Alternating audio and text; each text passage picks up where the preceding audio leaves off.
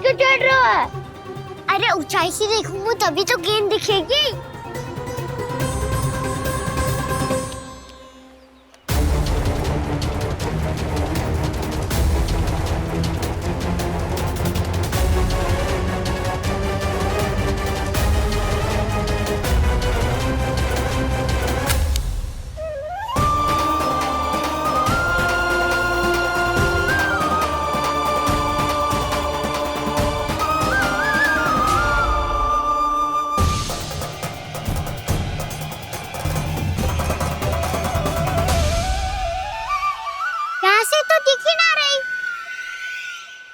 वहीं से फेंकी थी ना? ना वहाँ से फेंकी थी। कहाँ से? मैं कहा ना वहाँ से। समझ ना आ रहा, ठीक ठीक बताना कहाँ से फेंकी थी?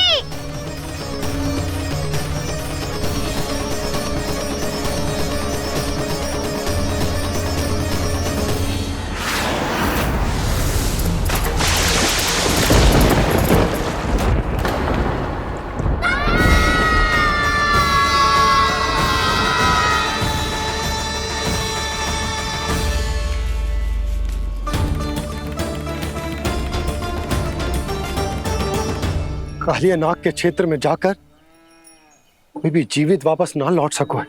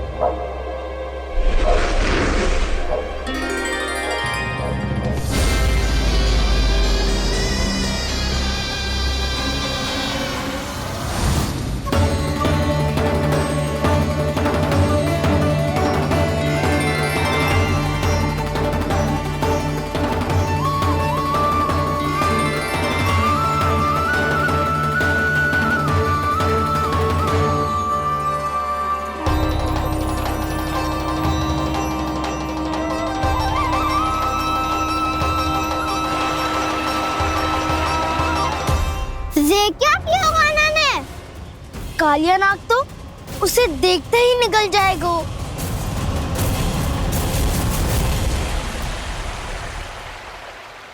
तो आरंभ से अब तक सब कुछ उसकी लीला का ही भाग था।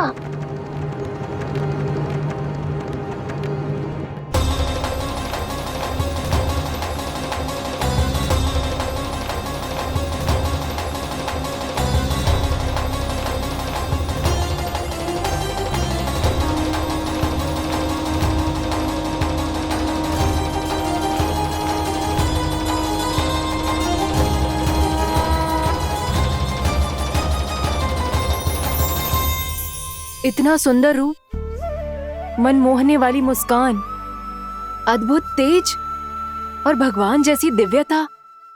कौन हो तुम? हाँ, तुम्हें देखकर तो हम सब सम्मोहित ही हो गए।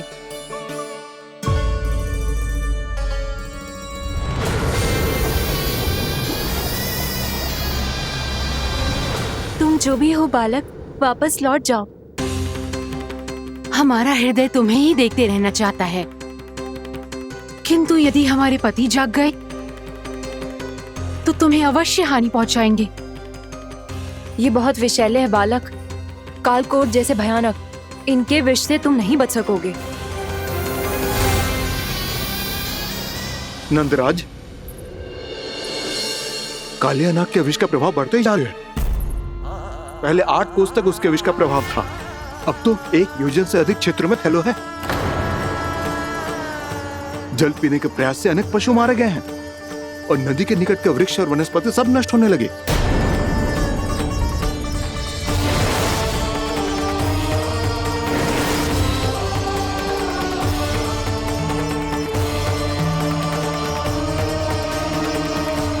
इनके विष की तीव्रता इतनी अधिक है बालक कि इनके संपर्क में आने वाले को तड़पने का भी अवसर नहीं मिलता।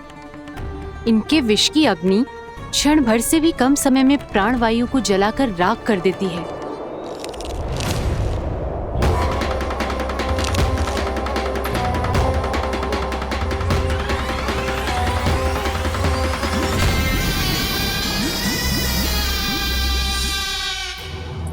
तब तो समस्या और भी गंभीर हो जाएगी।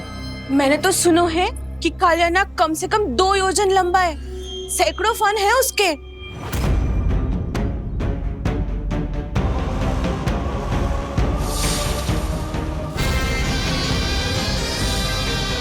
इसका अर्थ तो ये है कि हम दोनों ओर से फंस गए। एक और कंस को 1 कोटि कमल पुष्प देने जो कि कालिया नाग के क्षेत्र में पड़ते, और दूसरी ओर उस कालिया नाग का विष यमुना जी के क्षेत्र में बढ़ता ही जा रहा। इसके कारण हम ही नहीं, निर्दोष पशु पक्षी भी संकट में। इन दोनों समस्याओं का एक ही समाधान है, उस कालिया नाग का सामना करना। और ये ना समझ आ रहा कि हम ये करेंगे कैसे, क्योंकि ये बात साधारण मनुष्य के बस की ना है। हमारे लिए ये असंभव है।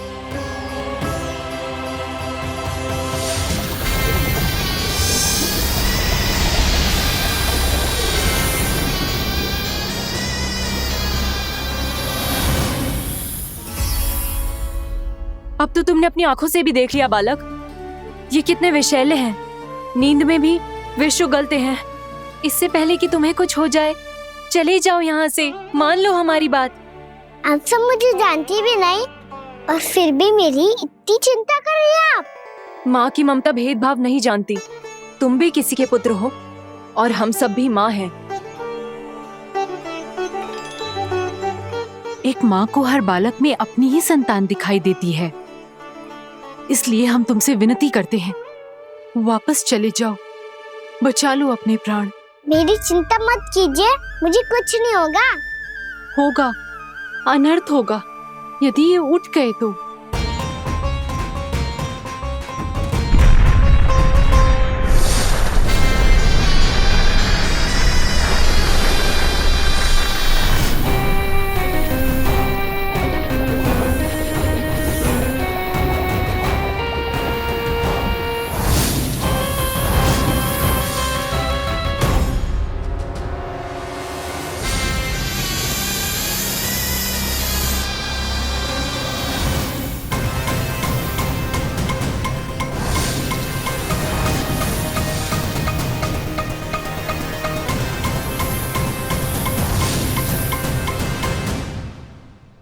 सामने होते हुए भी अपने इश्क को केवल वही देख सकता है जो अपना अभिमान त्याग चुका हो।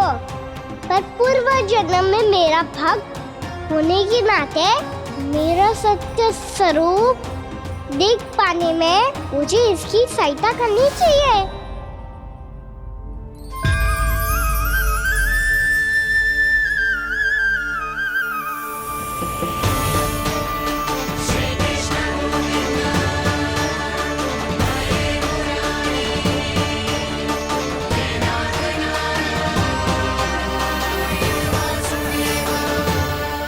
देखो हमारा छोटा सा कान्हा कैसे डट के खड़ा हुआ है, इतने विशालकाय, इतने महाभयंकर सबके सामने।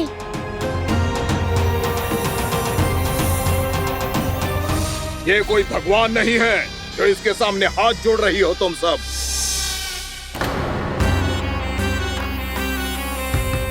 एक सामान्य साधारण बालक है ये, जो ये तक नहीं जानता कि इसके सामने है इसका काल, कालिया। तू कौन है बालक? मेरे इतने निकट आकर भी तू जीवित कैसे है? मेरी नहीं, अपनी चिंता करो कालिया। बहुत मनमानी कर ली तुमने। अब बस मैं तुम्हें रोकना हूँ। अब बस मैं तुम्हें रोकना हूँ। मैं तुम्हें रोकना हूँ। बित्ते भर का है तू, मेरे विष के बारे में जानता ही क्या है? और कहता है मुझे रोकने आया है। किससे? किससे रोकना चाहता है तू मुझे? मुझे क्रोध दिलाने की भूल मत कर बालक। अपनी फुंकार से ही तेरी इस मुस्कुराहट को अंतिम मुस्कुराहट बना सकता हूं मैं। शीघ्र बता, कौन है तू और किसने भेजा है तुझे? तुम्हें आवाज भी है कि अपनी पुकारों से तुम कितना विष भूल चुके हो। पवित्र यमुना नदी को कितना दूषित कर दिया तुमने। और यही नहीं, तुम्हारे कारण निकट के जीव जंतुओं, वृक्ष, वनस्पतियों सबको हानि पहुंच रही है। तो क्या? मुझे उससे क्या? मुझे है आपत्ति है मुझे तुम्हारे इस व्यवहार से, और इसीलिए तुम्हें यहाँ से जाना होगा।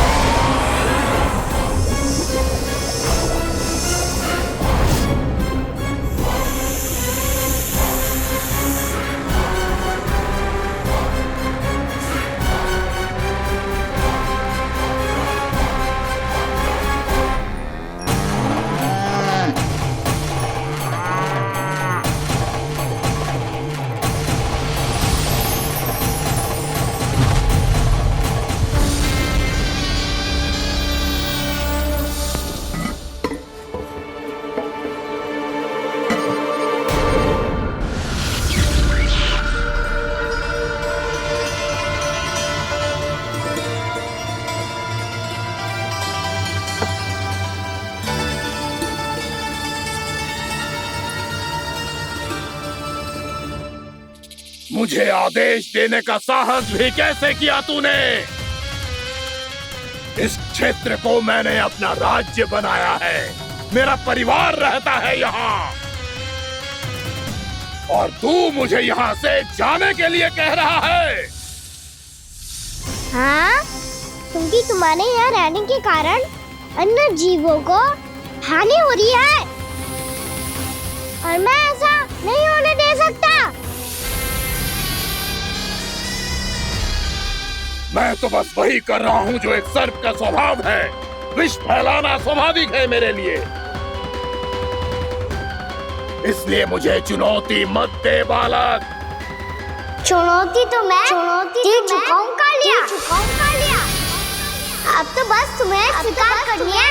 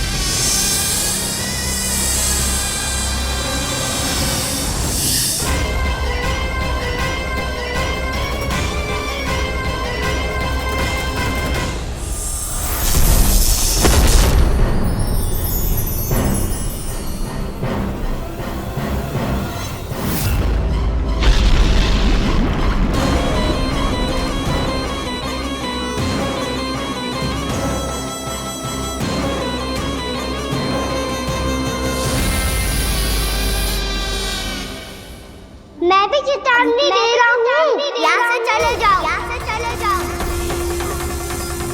अपनी भूल को पहचानो कालिया। तुम जो कर रहे हो अनुचित है।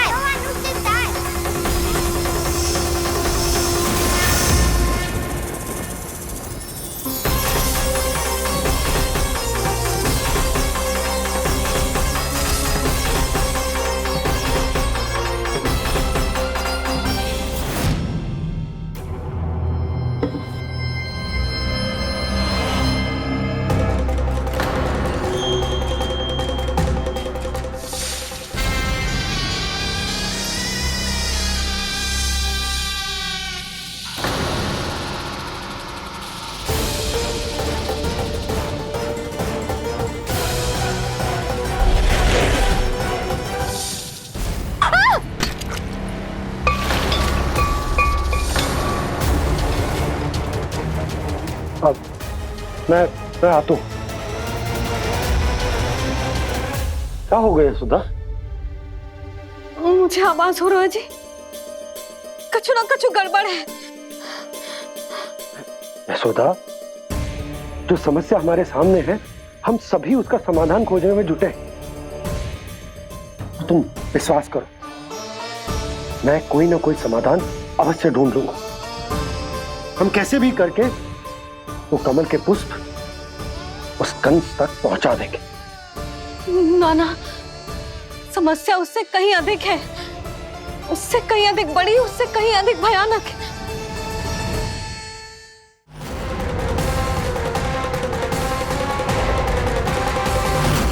विस्की ये बूंद से ही सबके प्राण चले जाते हैं।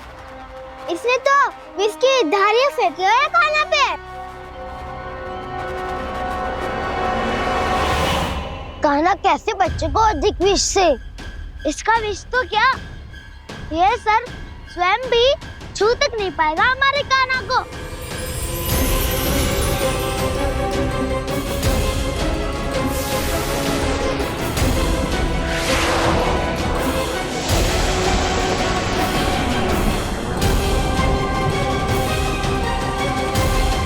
तुम्हारे सखा को, मेरे भाई को कोई हानि नहीं पहुंचा पाएगा। ये कान्हा का सत्य चाहे जो हो बलराम, पर अभी तो जो एक बालक ही है ना।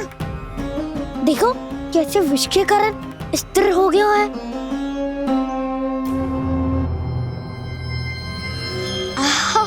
हाउ सर्फ ने कितनी आसानी से अपनी पूंछ से बांध लिया है। मुझे यहाँ से भगाना चाहता था ना तू? अब मैं तुझे दिखाऊंगा अपना सामर्थ्य। ये मूर्ख किसे बांधना चाहता है अपनी पूंछ में? उन्हें जिनका विस्तार सारे ब्रह्मांड में है, या उन्हें जो स्वयं अनंत है? पर देवराज, प्रभु ऐसा करने ही क्यों दे रहे हैं कालिया को? आप सब भूल रहे हैं देवगण। कालिया पूर्व जन्म में प्रभु का बहुत बड़ा भक्त था। उसी भक्ति का फल मिल रहा है अब इसे।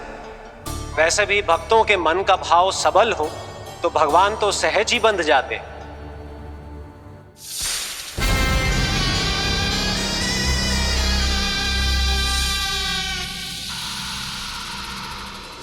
बलराम, तुमने ही तो कही थी कान्हा को कछु ना होगो।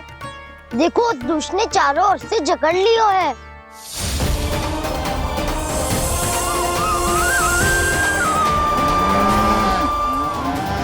ये क्या कह रही हो तुम? सुधा जी, क्या हुआ? घबरा क्यों रही हो आप?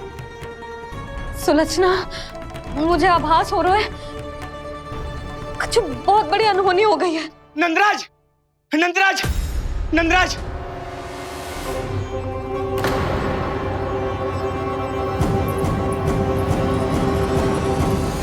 नंदराज, कान्हा ने जमरा नदी में छलांग लगा दी है। कान्हा ने जमरा नदी में छलांग लगा दी है। कान्हा ने जमरा नदी में छलांग लगा दी है। कान्हा जमरा में कूद गया है। मुझे लगा था आज कछु गड़बड़ होने वाली है। मुझे आज कान्हा को ना जाने देना चाहिए था।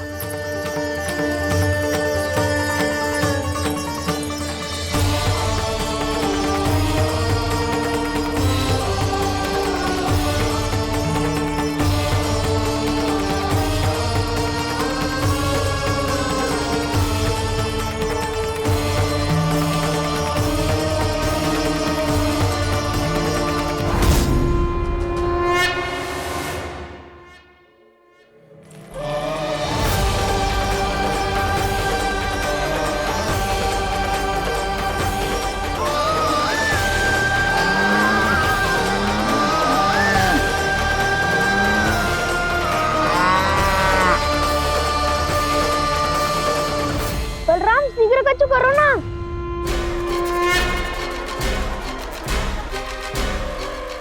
कछु भी करो पर कान्हा को बचाओ। नाग बहुत भयंकर है। कान्हा अकेले ना संभाल पाएगा इसे।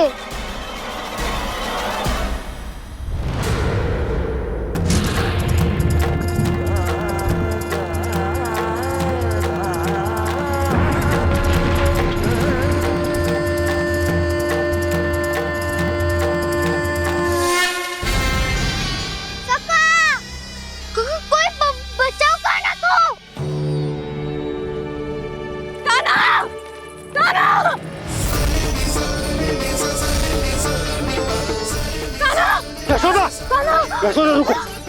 छोड़ दो मुझे, छोड़ दो मुझे। जीजी संभालो, बावली हो गई क्या? जीजी संभालो। कान्हा, कान्हा।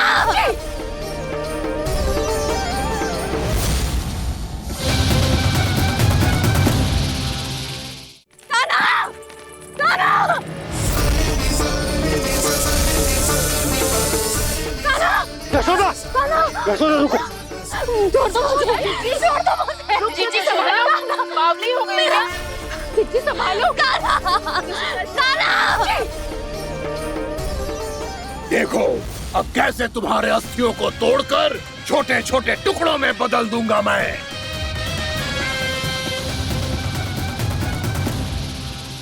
सुदाजी, आप जाओगी तो आप भी फंस जाओगी।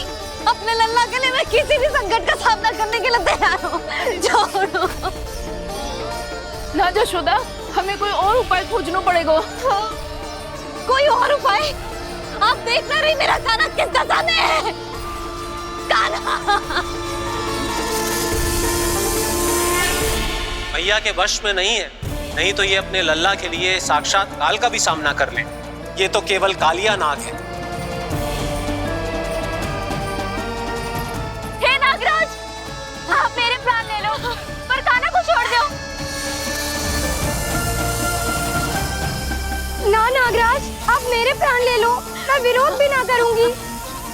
ना नागराज, आप मुझे मार दो, पर मेरे कान्हा को छोड़ दो। ना ना ना ना नागराज, मेरे प्राण ले लो। हमारे कान्हा से क्या शत्रुता है आपकी? प्रभु के लिए जो प्रेम यशोदा मैया के हृदय में है, वही इन सभी गोपियों के हृदय में भी है।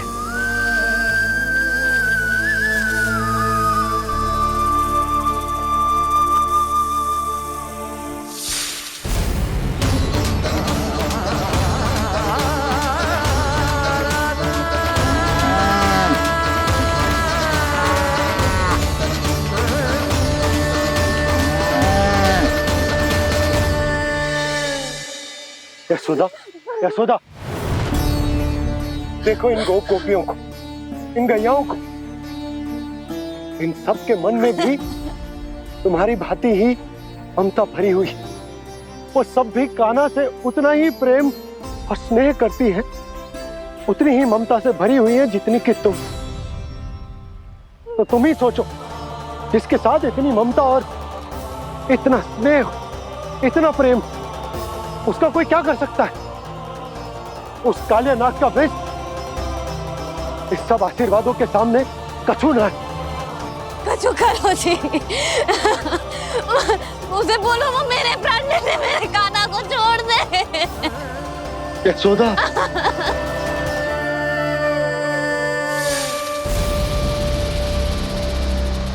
केवल इन्हीं में नहीं देवराज, नाग पत्नियों के हृदय में भी ममता का वही प्रेम उमड़ रहा है। देखिए। मैं आपके हाथ जोड़ती हूँ स्वामी, इस बालक को छोड़ दीजिए। ये अवश्य ही कोई दिव्य आत्मा है स्वामी। हम आपसे विनती करते हैं स्वामी, इस नन्हे बालक को हानि मत पहुंचाइए स्वामी। मेरी पत्नियां मेरे ही शत्रु के लिए विनती कर रही हैं। अब यदि इसके पक्ष में एक शब्द भी कहा तुम सबने, तो मैं इस बालक से पहले तुम सबके प्राण ले लूंगा।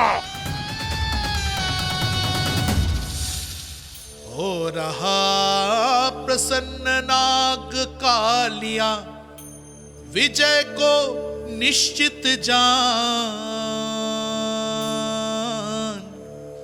रोते बिलखते व्याकुल सब, संकट में देख कान्हा के प्राण।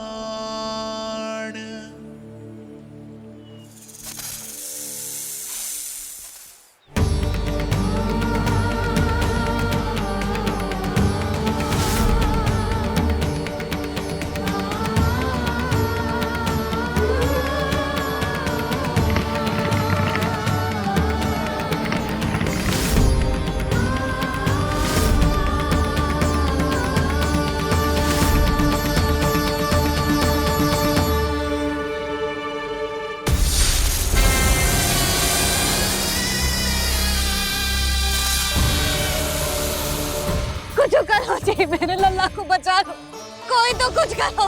जीजी संभालो जसोदा। यशोदा, यशोदा तुम शांत हो जाओ, मैं कान्हा को वापस लेकर आऊंगा, मैं रक्षा करूंगा उसकी। ना नंदराज, कान्हा, नंदराज नहीं, कम से कम आप तो समझो नंदराज, कालिया के पास आप जाओगे तो आप भी फंस जाओगे।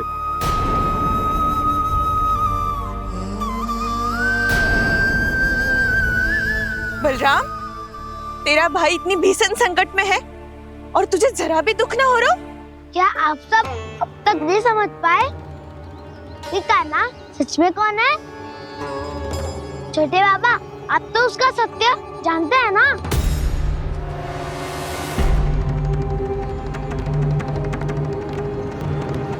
मानता हूँ कि आप सब कान्हा के रहस्य के बारे में नहीं जानते, पर क्या उसके जन्म से आज तक घटी एक से बढ़कर एक विचित्र घटनाओं को भी भूल गए हैं आप सब?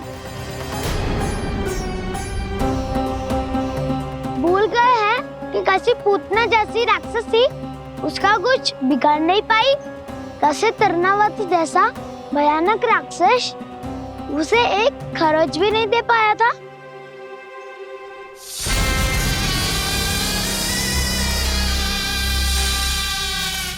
आप सबने अपनी आंखों से देखा था ना, बकासुर से कान्हा की रक्षा करने देवता स्वयं आए थे, पर सत्य तो ये है कि वह सभी देवता भी उस असुर के सामने असमर्थ हो गए थे।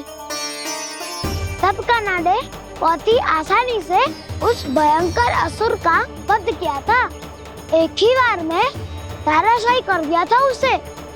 तो आप सभी सोचिए, बार बार ऐसे असाधारण कार्य करने वाला बालक साधारण कैसे हो सकता है?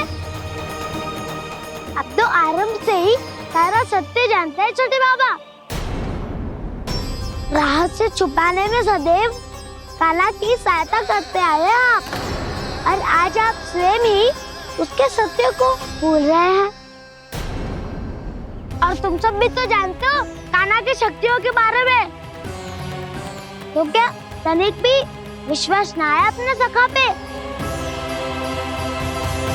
बलराम, जे तू क्या कह रहा है?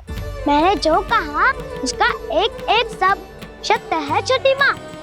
यदि प्रभु की इच्छा हुई तभी कुछ ही क्षणों में सब कुछ अपनी आंखों से स्वयं अनुभव कर लेंगे आप।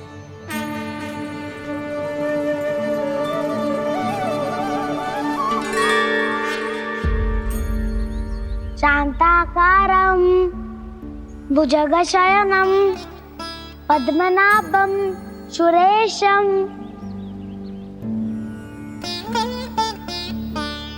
विश्वाधारं गगनसदृशं मेघवर्णं शुभांगं लक्ष्मीकान्तं कमलनयनं योगी वीरध्यानगम्यं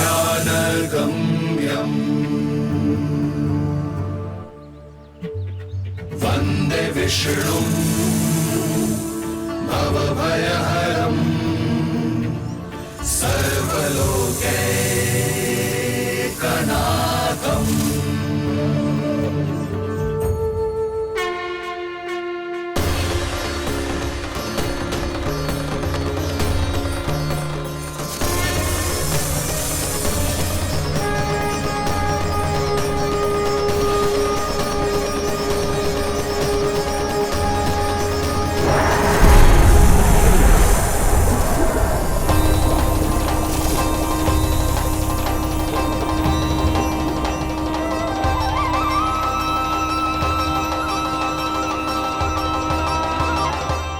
तुझे क्या लगता है बालक कि तू मेरी जकड़ से निकल गया तो अब बच जाएगा तू?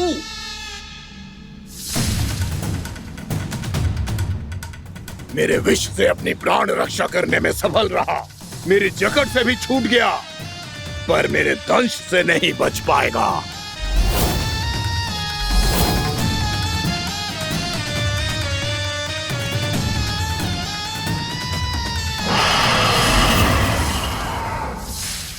अब भय से भाग रहा है, पर मैं तुझे मृत्यु देकर रहूंगा।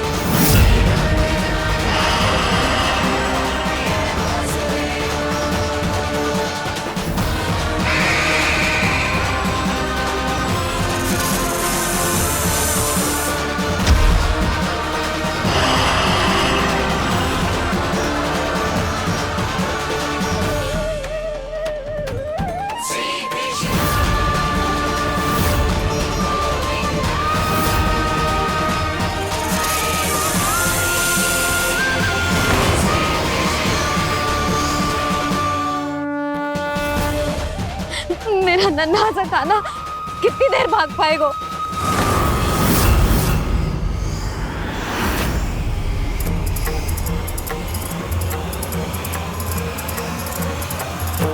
और कितनी प्रतीक्षा करोगे मेरी भक्त कालिया? भक्त नहीं, काल हूँ मैं तेरा। जब अहंकार का मुकुट बुद्धि को ढक लेता है तो भक्त अपने भगवान को भी नहीं पहचान पाता। व्यर्थ की पहेली में मत उलझा बालक। ना मैं भक्त हूँ और ना तू भगवान।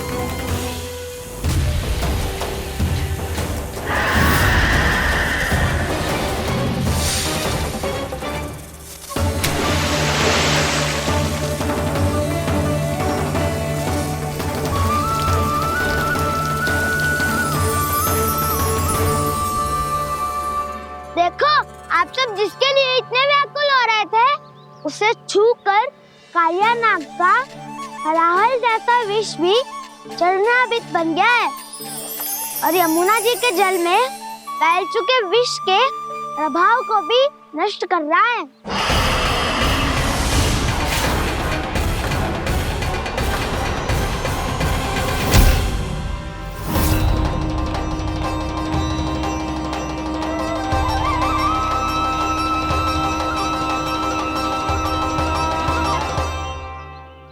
धर्म रक्षक अधर्म विनाशक प्रभु श्री कृष्ण का कौशल सचमुच अद्वितीय है। नारायण नारायण।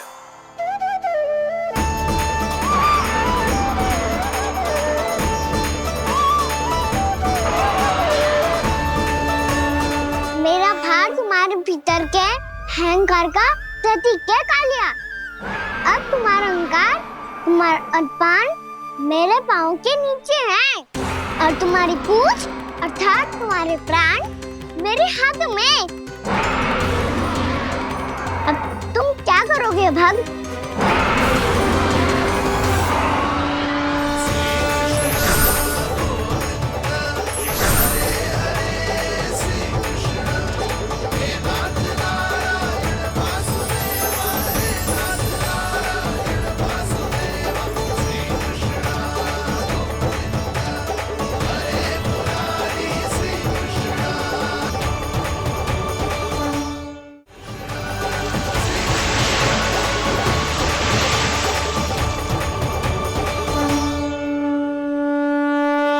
प्रभु, भले ये आपको पहचानने में असमर्थ हो, पर हम सब ने आपको पहचान लिया है।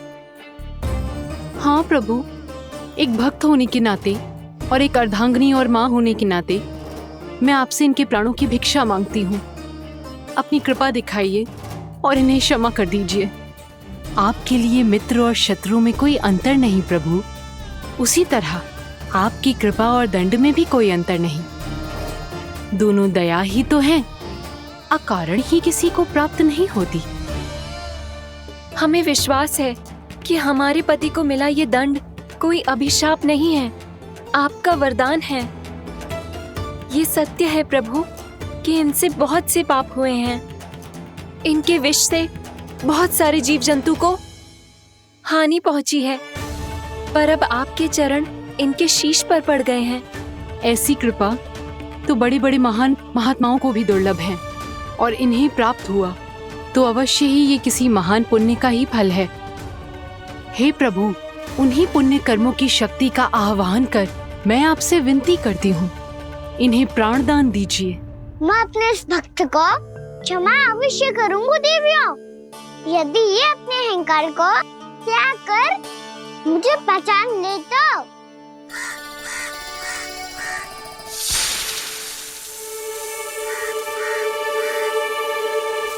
मैं तुम्हें श्राप देता हूँ, जितनी विषैली तुम्हारी जिह्वा है उतने ही विषैले सर्प बन जाओ तुम।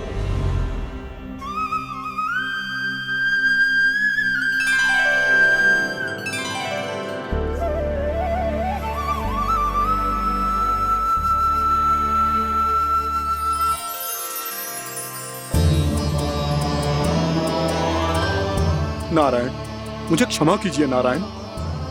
मैं तो आपका परम भक्त था, किंतु मैं आपको पहचान नहीं सका। इसका दंड तो मुझे मिलना ही था, किंतु मैं अब प्रायश्चित करना चाहता हूं। इसके लिए यदि आप मेरे प्राण भी ले लेंगे तो भी मुझे कोई दुख नहीं होगा। मैं अपना जीवन, मृत्यु और अपना अस्तित्व सब कुछ आपको समर्पित करता हूं। तुम्हें तुम्हारे क्रोध के कारण श्राप मिला, जिसे विशाल सर्प के रूप में तुम्हारा जन्म हुआ, और सर्प का तो स्वभाव है विष फैलाना। इसीलिए तुम्हें दंड नहीं दूंगा मैं। सिर्फ सभी अपराधों का पश्चाताप कर लिया, इसीलिए मैं तुम्हें क्षमा करता हूँ कालिया।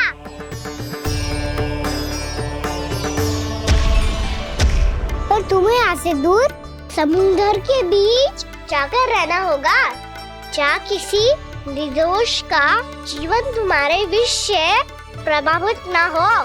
मैं चाहकर भी आपकी इस आज्ञा का पालन नहीं कर सकता। मैं असमर्थ हूँ प्रभु, क्योंकि यदि मैं इस क्षेत्र को छोड़कर गया तो मेरी मृत्यु निश्चित है। आपसे क्या छुपा है प्रभु? आप तो जानते हैं कि सर्प जाति और आपके वाहन गरुड़ के बीच अनंत शत्रुता चल रही है, जिसका प्रारंभ नागों के द्वीप नागालय से हुआ था।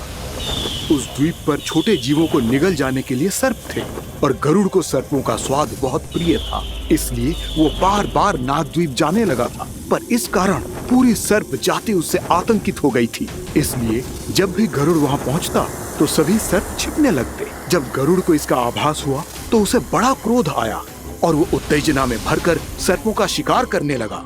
भूख ना होने पर भी उन्हें मारने लगा। अब सर्पों के प्राण हरना उसके लिए खेल बन गया था। इस भीषण समस्या का समाधान ढूंढने के लिए पूरी सर्प जाति महान सर्प वासुकी के सामने इकट्ठी हुई। हे महान वासुकी, हमारी सहायता कीजिए। नागद्वीप पर गरुड़ ने आतंक मचा दिया है। पहले तो वो हमें अपना भोजन बनाता था, लेकिन अब हम उसके खेल का साधन बन चुके हैं। भूख हो या ना हो, जब तब आकर वो हमारे प्राण हर लेता है। अनुचित हिंसा के इस प्रथा का आरंभ सर्पों ने ही किया है। पहले आप सबने पूरे द्वीप पर अधिकार कर लिया, फिर आहार के साथ साथ आनंद के लिए भी आप सभी ने निर्दोष जीवों की हत्या की। और जब सृष्टि का संतुलन बनाए रखने के लिए गरुड़ आपको अपना आहार बनाने आया, तो आप सब अपने प्राणों की रक्षा के लिए छिपने लगे। तो फिर गरुड़ का उत्तेजित होना तो स्वाभाविक ही था। नागनाथ, जो हमने अन्य जीवों के साथ किया वही अब हमारे साथ हो रहा है, परंतु ये भी तो सृष्टि के संतुलन के विरुद्ध ही है ना? अवश्य है, इसलिए मैं गरुड़ से चर्चा करूंगा। धन्यवाद प्रभु।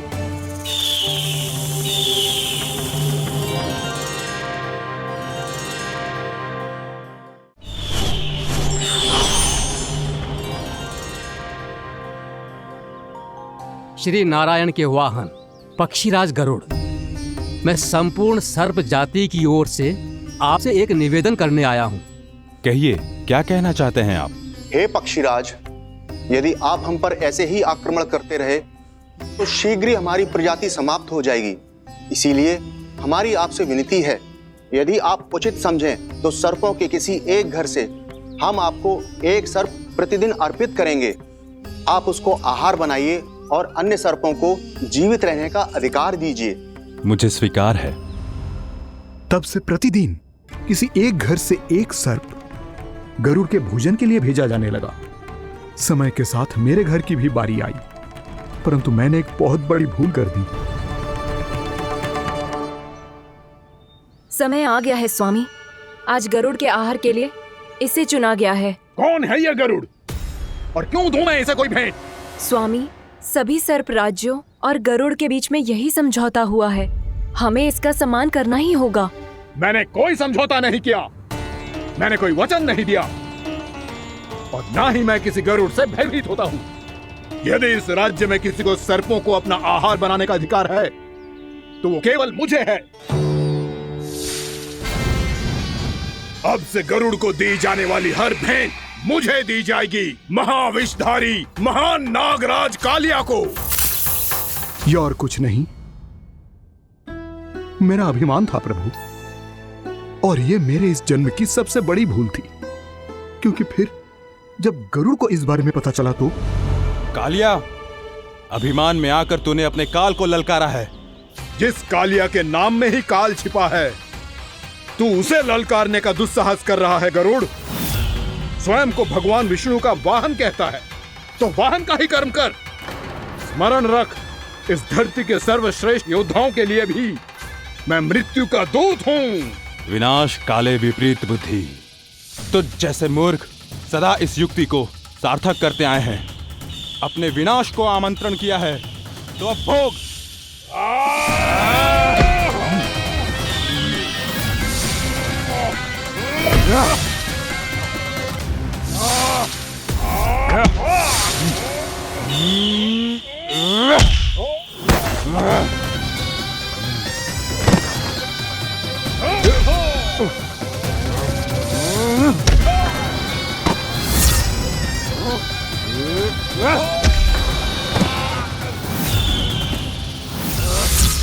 जिसने मेरा भोजन चुराने की धृष्टता की है वो इसी योग्य है।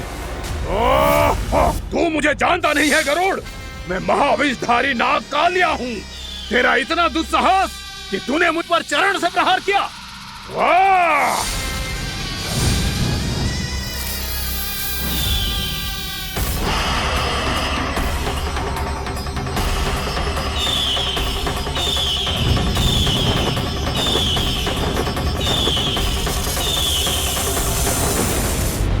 मैं अपने अभिमान में भूल गया था कि गरुड़ मुझसे कहीं अधिक शक्तिशाली है।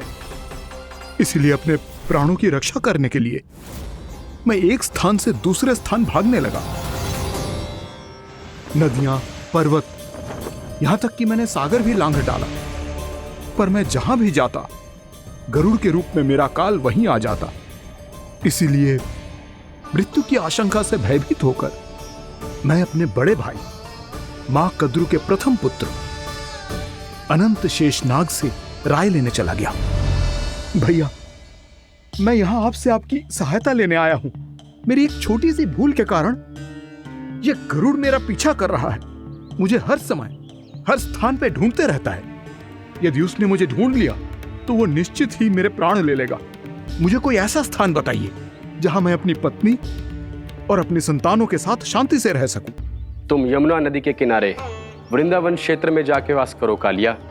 गरुड़ वहां प्रवेश नहीं कर सकता क्योंकि उसे ऋषि सोबरी का श्राप मिला हुआ है।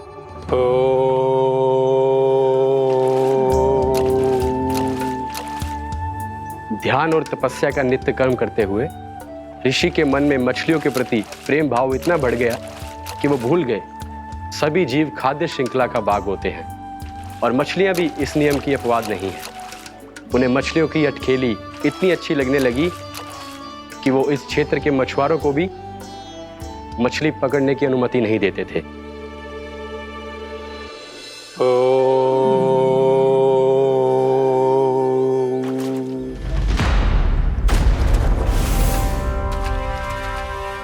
उस दिन वो उस पक्षी को नहीं रोक पाए, पर तब से सावधान रहने लगे।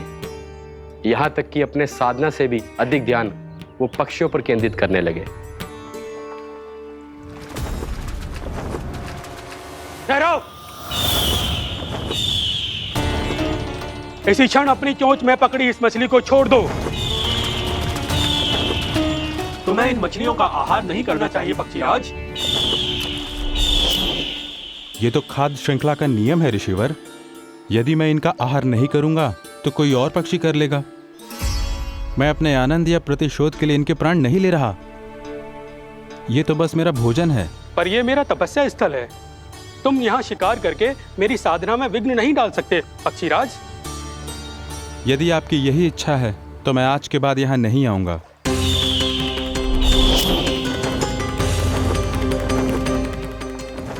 पर आज ये मछली मेरे आहार के रूप में पकड़ी जा चुकी है। मैं वचन देता हूँ ऋषिवर, इस स्थान पर यह मेरा अंतिम शिकार होगा।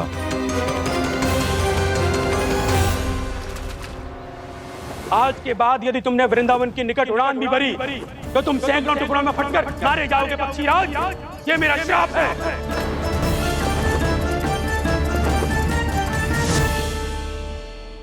और इसीलिए भैया शेषनाग के सुझाव के अनुसार मैं यहां आ गया। पर अब यदि मैं कहीं और जाऊंगा तो मेरे प्राण नहीं बचेंगे प्रभु। निश्चिंत रहो कालिया, अब से गरुड़ तुम्हें कोई हानि नहीं पहुंचाएगा। अब तुम्हारे फनों पर मेरी पक्षिंग बन गए कालिया, इसीलिए अब से तुम्हें गरुड़ से कोई भय नहीं होगा। निश्चिंत होकर अपने परिवार के साथ गहरे समुद्र में चले जाओ और सुख से शांति से निवास करो। पर ध्यान रहे निर्दोष जीवों को हानि ना पहुंचे। आपने मुझे जीवन दान दे दिया प्रभु, इस उपकार से मैं कृतज्ञ हूँ प्रभु। आदेश दीजिए, मैं आपकी सेवा कैसे करूं? तुम्हारे जल क्षेत्र से 1 कोटि कमल पुष्पों को लेने की अनुमति दे दो कालिया। यह मेरी सेवा होगी प्रभु। ये तो मेरा सौभाग्य होगा।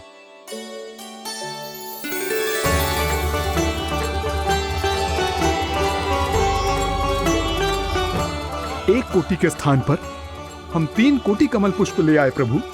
मैं तुम्हारी सेवा भाव से प्रसन्न हुआ कालिया। रमनक द्वीप पर चले जाओ ताकि तुम्हारे कारण फिर कभी किसी निर्दोष जीव को हानि ना पहुंचे और न ही तुम्हारा विष मेरे प्रिय यमुना नदी के जल को दूषित कर पाए। मैं तुम्हें आशीर्वाद देता हूँ। आज यहाँ मेरे द्वारा तुम्हें दिए गए इस आदेश का स्मरण जो भी भक्त करेगा और प्रातः काल और संध्या काल में इसका उच्चारण करेगा, उसे फिर कभी किसी संकट से कोई भय नहीं होगा। ये स्थान अब से काला कुंड के नाम से जाना जाएगा।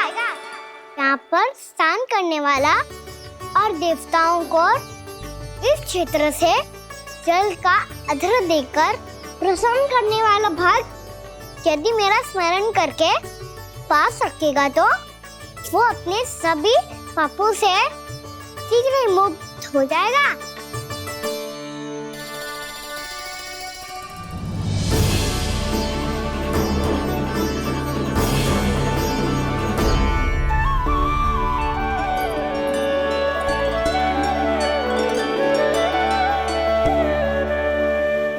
कौन है जी भगवान जिसने अभी अभी कालिया जैसे विशाल विस्तर का सामना किया? क्या एक साधारण बालक जो शीत की अधिकता से ठिठुर रहा है? क्या करूं? मैं लल्ला को ममता के आंचल में छुपा लूं या भक्त बनकर प्रभु की लीला देखती रहूं? क्या करूं मैं? कितना ठंडा था जल, बहुत सर्दी लग रही है। सर्दी से तड़पते हुए कैसे देखूं इसे? अभी जाके अपने पल्लू से सुखाती हूँ। हृदय से लगा के स्नेह की आंच दूंगी तो सर्दी पल भर में छूमंतर हो जाएगी।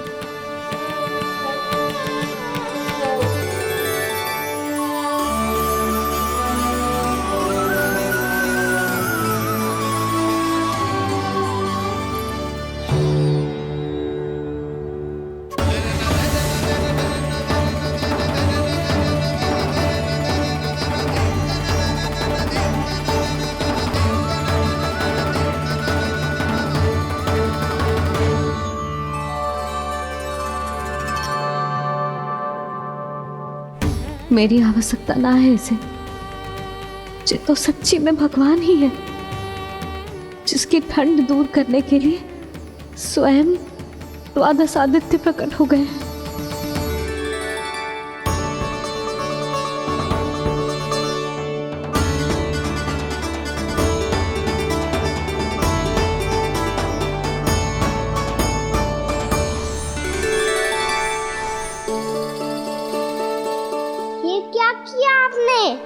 मैया मुझे अपने हृदय से लगाने वाली थी कि आप सब प्रकट हो गए। क्षमा कीजिए प्रभु, पर आपको भीगा हुआ देखकर, ठंड से ठिठुरता हुआ देखकर हमसे रहा नहीं गया। हम अपने वश में नहीं थे प्रभु। भक्ति से भावुक होकर हम प्रकट होने पर विवश हो गए थे। हमारी किरणें जैसे स्वयं ही फूट पड़ी और दौड़ पड़ी आपको सुखाने के लिए। मैं आपका प्रेम, आपकी भक्ति समझता हूं आदित्यगण, और इसीलिए इस समय मैं जहां खड़ा हूं, इस स्थान को द्वादश आदित्य टीला के नाम से जाना जाएगा। द्वादश आदित्य टीला के नाम से जाना जाएगा। हम धन्य हो गए प्रभु। और कहाँ जा रहा है? जो गड़बड़ किया है उसे सुधारिए तो सही। प्रभु आज्ञा दीजिए। अपना दाब इतना अधिक बढ़ा दीजिए कि मुझे स्वेद आने लगे, ताकि मैया मुझे स्वेद में लीला देख के और भूल जाए कि मैं भगवान हूँ, और मैया मुझे अपनी गोद में उठा के ले जाए।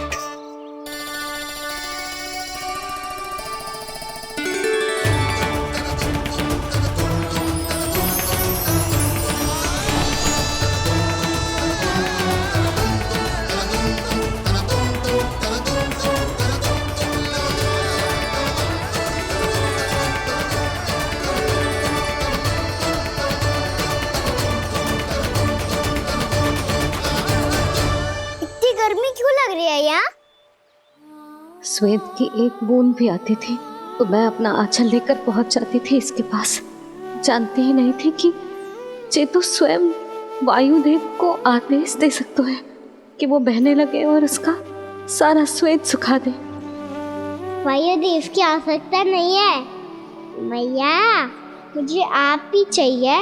लगता है जिस बात का भय था वही सत्य होने लगी है। भैया मेरे भगवान रूप को भूल नहीं पाएगी, और अब मेरे लिए इनके सत्य छुपा कर रख पाना कठिन हो जाएगा। कृष्णा कृष्णा हरे कृष्णा कृष्णा कृष्णा मुरली मनोहर कृष्णा गोपाला गोविंदा हे दामोदरा।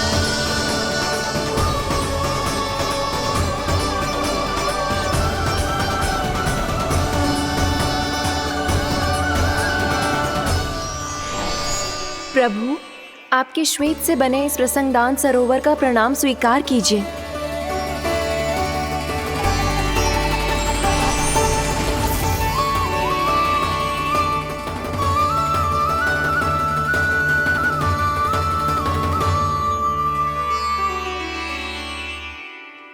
ओहो, इस चमत्कार को देखकर भैया को और भी अधिक विश्वास हो जाएगा कि मैं भगवानी हूँ। अब कैसे मनाऊं मैया को कि मैं इनका लाई हूँ। बाबा है ना, अब तो यही सहायता करेंगे। श्री कृष्ण गोविंद हरे हरे, श्री कृष्ण गोविंद हरे हरे, श्री कृष्ण हरे मुरारी, श्री कृष्ण श्री कृष्ण श्री कृष्ण।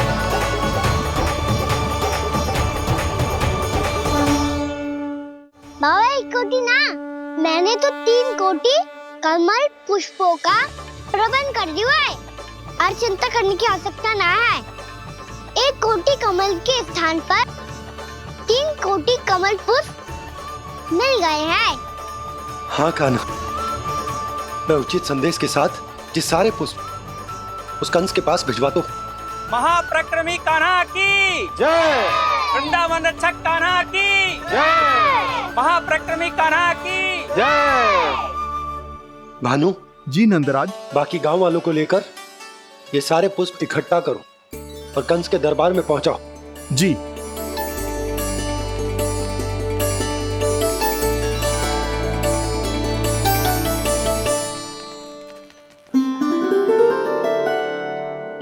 मैया, कौन हो तुम? मुझे पता था मैया, जब आपको सत्य पता चलेगा तो आप मुझे मैया की तरह स्नेह ना कर पाओगी, इसीलिए आज तक सत्य छुपाता आया हूँ, ताकि आपकी ममता, आपका प्रेम अनुभव करने का अवसर मिलता है मुझे। और फिर आज को बताया था ना, जो रहस्य तुमने बरसों तक छिपाया था, उसका भेद खुलने में तुम्हारा ही योगदान है। मुझे कालिया के शीश पर अपने पद चिन्ह रखकर उसे मुक्त कराना था दाऊ, वचन दिया था मैंने उसे। इसके अतिरिक्त निर्दोष पशु पक्षियों के जीवन को कालिया के विष से ही बचाना था मुझे। इसमें कंस को तो सम्मिलित करना ही था, ताकि जब मैं कालिया का सामना कर रहा हूँ तो वो किसी और असुर को समस्या बनाकर वृंदावन ना भेज दे। पर इस सबसे बड़ा एक कारण और था दाऊ, मैं चाहता था कि मैया को सत्य पता चल जाए। पर क्यों कहा ना? क्योंकि मुझे लगने लगा था कि मैया से ये रहस्य छुपाकर इनके साथ धोखा कर रहा हूँ। अपराध बोध से दबा जा रहा था मैं।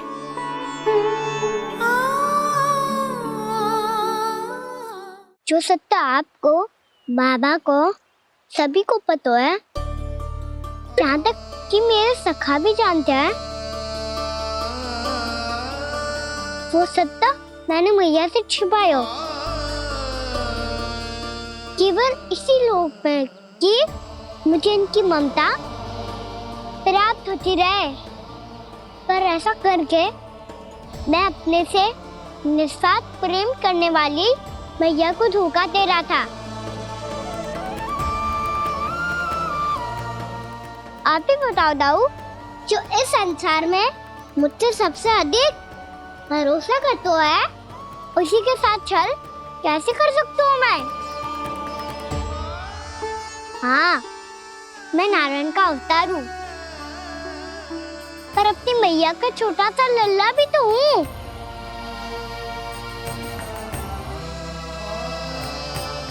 इसीलिए तो यमुना जी में छलांग लगाने का एक कारण इस गेंद को लेने जाना भी था।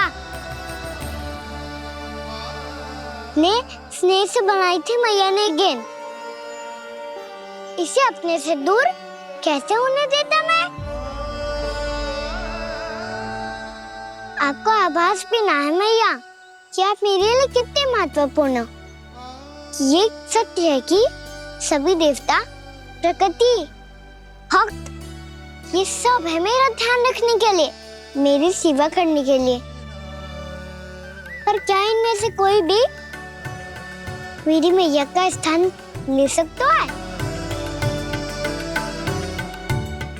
और आप भी तो यही चाहती थी कि मैं आपका लल्ला बन के आऊं, कि मैं आपका लल्ला बन के आऊं, कि मैं आपका लल्ला बन के आऊं। आज जैसे आपने मुझे अपनी गोद में लिटा रखा है, क्या कुछ ऐसा नहीं हो सकता कि शीघ्र ही मुझे आपको अपनी गोद में खिलाने का अवसर मिल जाए?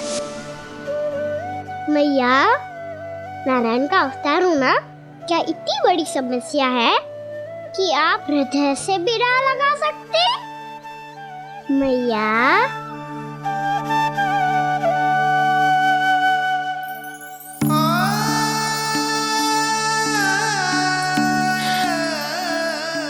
मेरा कान्हा, मेरा लल्ला।